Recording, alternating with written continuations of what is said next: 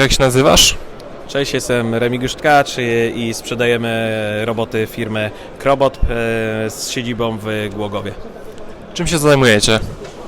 Sprzedaż robotów, tak jak mówiłem, Krobot, ale również pozycjonerów.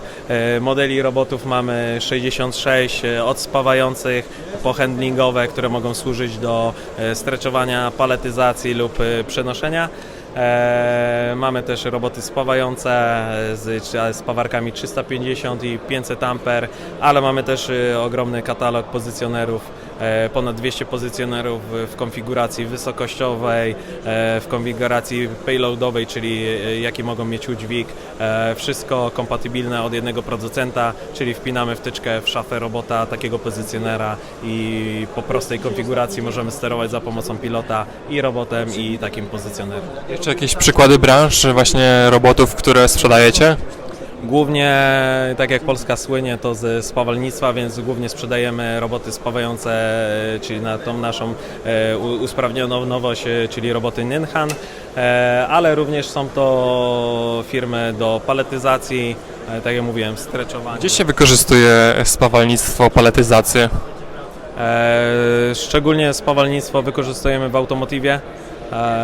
Od tego też słyniemy na Dolnym Śląsku czy na samym Śląsku są firmy, które spawają do automotywu. Jeśli chodzi o paletyzację, przemysł żywieniowy, przenoszenie również jakichś części silników, tłoczysk, wszystkie zakłady. Tak naprawdę każdy zakład w niedługim czasie będzie potrzebował takiego robota, więc zastosowanie jest ogromne i na pewno każdy znajdzie zastosowanie w swoim zakładzie na takiego. To jest droga inwestycja? Po jakim czasie się zwraca? Jak to wygląda? Jeśli chodzi o naszego najtańszego robota, my ceny mamy podane na stronie internetowej, więc patrząc na najmniejszego robota z spawarką 350 A, no to mamy 80 000 netto. Podejrzewam, że jak ktoś dobrze policzy, no to jest rok pracy pracownika, więc po roku powinien się taki robot zwrócić. Tylko pamiętajmy, że robot pracuje 24/7, nie choruje. Więc na Jak pewno... to jest, jak bardzo autonomiczny jest to robot? To jest tak, że on się podłącza i on pracuje praktycznie cały czas, no bo jednak ta technologia wymaga jakiegoś tam bycia przy niej, zaprogramowania, nie wiem, właśnie obsługi.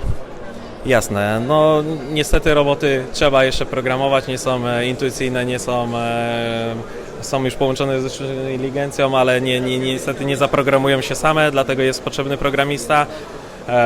Taka osoba będzie potrzebna, ale u nas w cenie robota jest 5 dni szkolenia za darmo dla 2 osób przy zakupie robota, więc na takim 5-dniowym szkoleniu intensywnym na pewno nauczymy się prostego programowania. Robimy też później szkolenia zaawansowane, kolejne 5 dni i na pewno już taka osoba sobie poradzi z programowaniem, więc łącznie w 10 dni roboczych jesteśmy w stanie posiąść wiedzę, aby w zakładzie móc zaprogramować takiego robota i na bieżąco go obsługiwać.